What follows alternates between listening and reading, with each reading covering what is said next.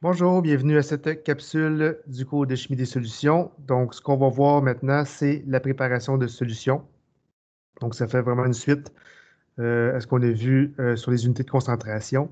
Donc, c'est une partie un peu plus expérimentale. Donc, comment on fait pour préparer une solution soit solide-liquide, soit liquide-liquide. Donc, on va voir quelques méthodes avec des petits exemples de calcul. Là. Vous allez voir, c'est pas très compliqué. Je pense que je dis ça à chaque capsule. Donc, voici la présentation PowerPoint. Il faut que je la retrouve.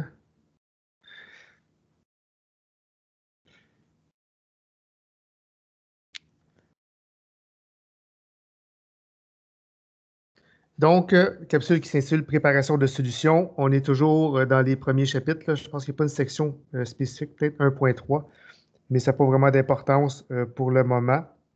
On va voir plus tard durant la session que les sections vont se suivre un peu plus. Là. Pour l'instant, on fait un petit fourre-tout de tout ce qu'on a à voir pour partir de la session.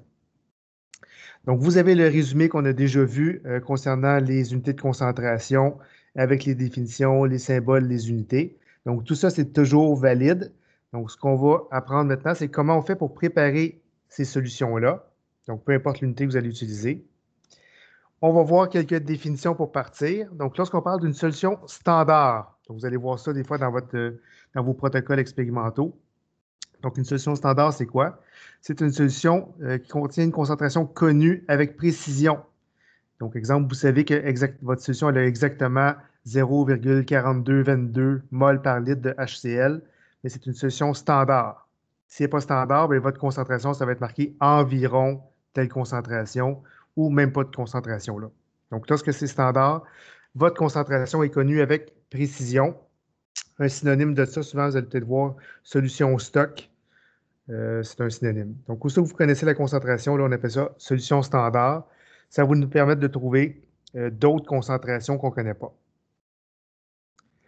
Lorsqu'on parle d'une solution mère, donc une solution mère, c'est une solution qui est concentrée. Et cette solution mère-là va nous permettre de fabriquer d'autres solutions plus diluées qu'on va appeler des solutions filles. Donc, la solution mère, c'est la solution concentrée sur laquelle on va s'appuyer pour préparer d'autres solutions qu'on va appeler solutions filles. Donc, les solutions filles, c'est des solutions qui sont diluées et qui sont préparées à partir de la solution mère. Donc, vous pouvez avoir une solution standard mère, vous pouvez avoir une solution standard fille, vous pouvez avoir des solutions mères qui ne sont pas standards, des solutions filles qui ne sont pas standards. Donc, toutes les combinaisons sont possibles. Donc, standard, je vous rappelle que ça veut dire que c'est connu avec précision. Solution mère, c'est une solution qui est plus concentrée, qui permet de fabriquer des solutions diluées qu'on appelle des solutions filles.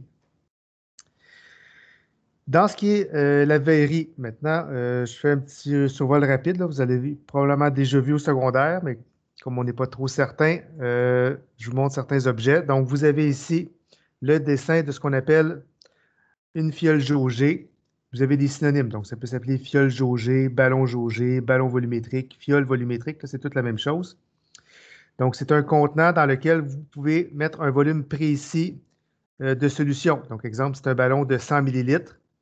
Mais lorsque vous appuyez votre ménisque sur le trait de jauge ici, donc c'est vraiment important que le bas du ménisque soit sur le trait de jauge, mais lorsque vous avez, par exemple, un ballon de 100 ml, ben, votre solution contient exactement 100 millilitres.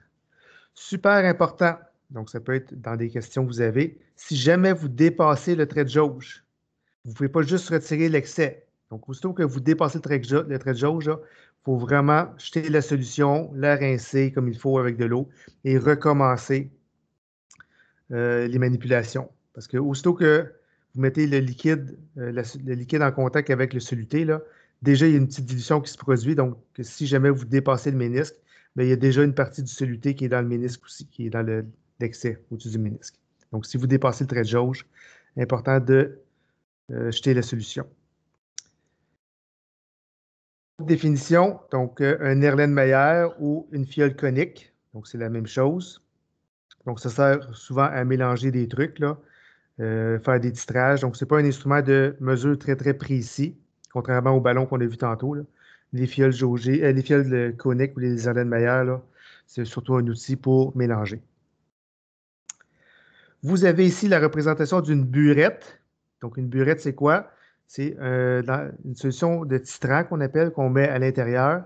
Et à l'aide du robinet, on peut délivrer différents volumes de liquide. Donc, ce que j'ai marqué ici, burette. Ce qui est important à noter pour l'instant, c'est que lorsque vous allez utiliser une burette, il y a toujours deux lectures. Parce que vous ajustez votre ménisque, exemple, à 0, ici, et vous laissez couler le liquide, souvent jusqu'à temps que ça change de couleur en bas, lorsqu'on va faire des titrages. Donc, vous ajustez le ménisque à 0, c'est une lecture, et vous laissez descendre le ménisque, exemple, jusqu'à 3. Donc, vous avez délivré 3 millilitres, mais vous avez dû faire deux lectures. Donc, une lecture à 0, une lecture à 3, de sorte que lorsque vous allez faire des calculs d'incertitude avec la burette, ça va être toujours deux incertitudes, parce qu'on a fait une soustraction.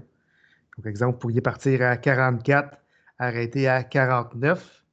Donc, vous auriez délivré 5 millilitres, mais le 5 millilitres vient de quoi? Il vient de 49 moins 44. Donc, comme c'est une soustraction, on additionne l'incertitude sur le volume du 44 avec l'incertitude du volume de 49. Ça va donc juste se rappeler burette, toujours deux incertitudes. La façon que l'image est faite ici, lorsque le robinet est dans ce sens-là, ça veut dire que la burette est ouverte. Donc, ça veut dire que le liquide s'écoule. Si jamais il est dans l'autre sens, donc dans le sens horizontal, la burette est fermée.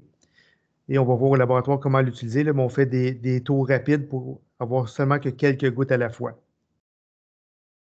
Donc, ça, c'est la burette. Vous avez une première pipette ici qu'on appelle une pipette graduée. Donc, on voit qu'il y a plusieurs graduations. Donc, de la façon qu'on va fonctionner avec la pipette, on va fonctionner à l'envers, de sorte que si, exemple, vous voulez avoir 2 millilitres, vous allez monter le liquide jusqu'à 8 et vous allez délivrer tout ce qui est en bas ici. Vous allez partir de 8 jusqu'à, dans le fond, c'est le 10 qui est ici, là. Donc, vous délivrez 2 millilitres entre 8 et le 10. Et dans le cas d'une pipette graduée, vous devez souffler la dernière goutte. Donc, si jamais il reste du liquide dans le fond ici, bien, vous utilisez une poire à pipette pour souffler l'excédent. Donc, il faut vraiment que l'ensemble du liquide qui est ici soit délivré. Donc, si, par exemple, vous voulez 4 millilitres, vous partez de 6, vous délivrez au complet la pipette et vous soufflez la dernière goutte ici. Donc, c'est ce qu'on fait avec une pipette qu'on appelle graduée. Elle permet d'obtenir plusieurs volumes différents. Donc, vous pouvez avoir des, dans ce cas-ci, gradués au 0,1 millilitre. Là. Donc, vous pouvez avoir 7,1 millilitres, 5,4. Donc, il y a des volumes intermédiaires qui sont possibles de délivrer. Pipette différente ici, qu'on appelle une pipette jaugée. Donc, la différence avec la pipette graduée, c'est que la pipette jaugée, elle peut délivrer un seul volume. Vous voyez, il y a un seul trait de jauge. Parce que si c'est une pipette de 50. Donc, vous n'avez pas le choix. Vous amenez le ménisque juste au-dessus de la ligne ici. Et la seule option que vous avez, c'est de le délivrer 50 millilitres. Vous ne pouvez pas mettre 25 ou 32,3. C'est une pipette de 50. Donc, le seul volume possible, c'est délivrer 50. Contrairement à la pipette graduée, la pipette jaugée est calibrée pour que le fond, le liquide qui reste dans le bout ici, on ne le souffle pas. Donc, à la fin, vous délivrez le liquide. Il va vous rester peut-être une goutte, deux gouttes ici. Vous les laissez là. Dans le cas de la pipette jaugée, le 50 millilitres est calibré de cette manière-là. Vous allez voir dans votre cahier de laboratoire à la page 1 ou 2, vous avez un tableau avec les différentes incertitudes. Donc, vous pourrez aller voir sur Léa, le document est déjà disponible. Vous allez l'avoir en version papier prochainement. Donc, toutes les incertitudes pour chacune des pipettes, chacune des burettes, chacune des fioles jaugées. Donc, vous avez un tableau qui est présenté au début du cahier de lab là, avec toutes les incertitudes. Donc, lorsqu'on prépare des solutions maintenant, il existe deux méthodes, il y en existe plus que deux, là, mais deux méthodes qu'on va voir plus cette session-ci. La méthode directe et la méthode par dilution. Donc, la méthode directe, c'est quoi? Donc, c'est une méthode qu'on va souvent utiliser lorsqu'on a un solide à diluer dans un liquide ou un liquide pur qu'on veut diluer dans un autre liquide. Donc, c'est souvent les deux options. Donc, qu'est-ce qu'on fait? Donc, vous avez votre ballon jaugé ici, votre ballon volumétrique, en tout cas, vous avez vu les synonymes. Donc, vous avez un ballon ici. Vous mettez votre solide ou votre liquide à l'intérieur du ballon, de sorte qu'il va se retrouver ici dans le fond. Je m'excuse pour les images, c'est un peu enfantin, là, mais c'est la manière la plus simple que j'ai trouvée. Donc, votre solide ou votre liquide se retrouve dans le fond. Vous rajoutez du solvant. Si jamais c'est un solide important, vous ne complétez pas tout de suite au trait de jauge, parce que si vous complétez au trait de jauge, bien, il va vous rester juste ça pour agiter, ce n'est pas suffisant. Donc, si c'est un solide, vous mettez du solvant à peu près à la moitié du ballon. Vous brassez comme il faut, donc pas oublier de mettre le bouchon aussi. Donc, vous brassez comme il faut pour dissoudre le soluté solide. Donc, vous allez avoir tout cet espace-là ici pour brasser. Donc, ça va être beaucoup plus efficace. Donc, une fois que votre soluté est dissous dans votre solvant, vous ajoutez du solvant jusqu'au trait de jauge. Je recule. Donc, vous rajoutez du solvant jusqu'au trait de jauge, comme ça ici. Mon trait de jauge est un peu bizarre, là. Donc, jusqu'ici, puis vous rebrassez une nouvelle fois, mais dans ce cas-ci, ça devrait être relativement facile là, parce que votre soluté est déjà dissous dans votre solvant. Donc, je répète, là, dans le cas où c'est un solide, vous mettez du solvant à la moitié du ballon, vous agitez, vous faites la dissolution du soluté.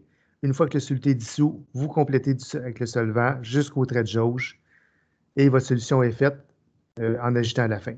Si jamais vous dépassez votre trait de jauge, comme j'ai mentionné, on recommence au complet. Donc, ça, c'est la méthode directe.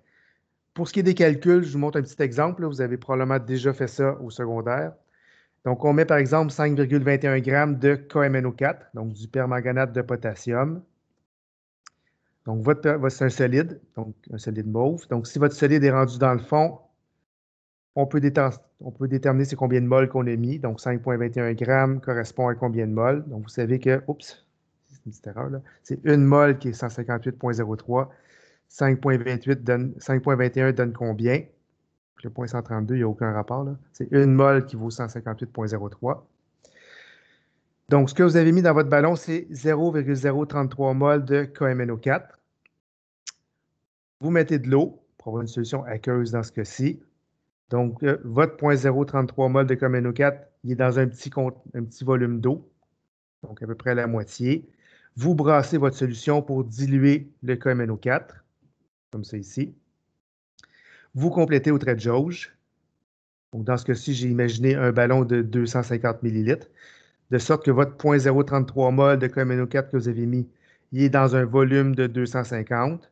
Vous brassez comme il faut votre solution pour homogénéiser, de sorte que votre solution, on peut en déterminer la concentration en disant mon nombre de moles de soluté, c'est 0,033. Mon volume total de solution, c'est 250 ml, donc 0,250 litres.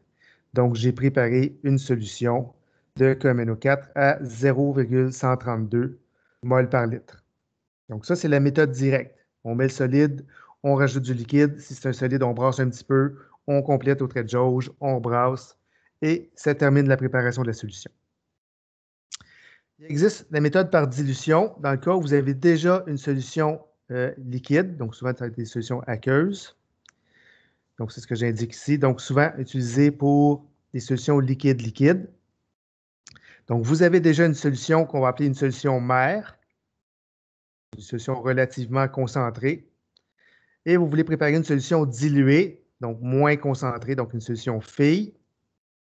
Donc, vous prenez un certain volume de la solution mère que vous transférez souvent à l'aide d'une pipette, donc soit graduée ou jaugée, dans votre ballon volumétrique ici. Comme votre soluté est déjà dissous en solution, pas besoin de rajouter la moitié, là, c'est déjà dissous. Donc, on fait juste compléter au trait de jauge avec le solvant. Normalement, moi, ça, j'aurais être au-dessus du trait de jauge, là, mon dessin est mal fait. Donc, vous voyez, d'après les petits dessins, là, j'avais, mettons, 4 molécules. J'en ai pris seulement qu'une partie, donc je faisais avec une molécule. Donc, j'ai dilué ma solution avec le solvant. C'est ce qu'on appelle une solution fille. Donc, un exemple. Donc, je reprends ma solution que j'ai préparée tantôt, mon KMNO4 0,132 mol par litre, qui est une solution standard parce que je connais la concentration avec précision. C'est aussi une solution mère parce que je vais faire des solutions filles à partir de cette solution-là. J'en prends comme exemple 20 ml avec une pipette, dont une pipette jaugée. On peut déterminer le nombre de moles que je transfère d'un ballon vers l'autre. Donc, 0,132 moles, c'est pour 1000 ml, parce qu'ici, ma concentration est en moles par litre. J'en prends seulement que 20 ml. Donc, ce que j'ai transféré, c'est 0,00264 mol de KMNO4 que j'ai transporté ici. Ma solution est déjà dissoute, donc je complète au trait de jauge. Donc, j'ai toujours 0,00264 mol de KMNO4. Même si j'ai rajouté de l'eau, ça ne change pas le nombre de mols. Par contre, la concentration va être changée. Donc, si par exemple, j'ai un ballon de 100 ml, bien, mon 0,00264 mol il est dans 100 ml. Donc, je peux déterminer la concentration molaire volumique en déterminant le nombre de mols que j'ai dans un litre. Donc, 0,00264 mol, c'est pour 100 ml dans ce cas-ci. Dans 1000 ml, j'ai combien? On fait un produit croisé, ce qui nous donne une solution fille de 0,0264 mol par litre. La réponse a du sens parce que c'est une solution qui est moins concentrée que la solution mère. Donc, on le voit ici. Donc, ça, c'est la méthode par dilution. Il existe une méthode de calcul qui est beaucoup plus rapide, que vous avez peut-être vu au secondaire, qui est la méthode C1V1 est égal à C2V2. Donc, ce calcul-là, on va l'employer lorsqu'on fait des dilutions. Donc, mère-fille, on aurait pu écrire C mère, V mère est égal à C fille, V fille. C'est peut-être ça que vous avez vu. Ou dans le cas des mélanges acide-base, ben, ça va être CAVA est égal à CBVB. Okay, donc, cette formule-là va revenir souvent. Donc, dans vos calculs, vous pouvez prendre la méthode des mols qu'on a vu tantôt, ou vous pouvez prendre la méthode plus rapide, C1V1 est égal à C2V2. Le calcul d'incertitude est beaucoup plus rapide avec cette méthode-là. Donc, je reprends l'exemple que je viens de faire. Donc, j'ai une solution mère, 0,132 mol par litre. J'en transfère 20 millilitres et j'en prépare une solution fille de 100 millilitres. Et on veut savoir c'est quoi la concentration de la solution fille. Donc, on va utiliser la formule C1V1 est égal à C2V2. Mon C1, c'est ma concentration de solution mère. Le V1, c'est le volume que je transfère à partir de la solution mère. Le C2, c'est ce que je cherche. Et le V2, c'est le volume total une fois que la solution fille est terminée. Donc, c'est ce que j'indique ici. Solution mère, 0,132. Volume de la solution mère que j'utilise, c'est 20. Concentration de la solution fille, c'est ce que je cherche. Et le volume de solution fille que j'ai, c'est 100 ml. Donc, on obtient exactement la même réponse que la méthode des mols qu'on a utilisée tantôt, 0,0264 mol par litre. Donc, ça complète cette capsule-ci. Juste une chose, faire attention concernant la méthode C1V1 est égal à C2V2. Là. Inventez pas des nouvelles formules du type fraction molaire 1 fois V1 est égal à fraction molaire 2 fois V2, là, ou pourcentage V1 fois est égal à pourcentage fois V2. Ça ne fonctionne pas. Le seul cas où ça fonctionne, c'est vraiment avec des concentrations molaires volumiques là, ou des molarités, c'est un synonyme. Donc, C1, V1 est égal à C2V2 uniquement en molarité, donc pas avec les autres unités de concentration qu'on a vues dans les capsules précédentes. Donc, on se revoit dans une prochaine capsule concernant les équations chimiques.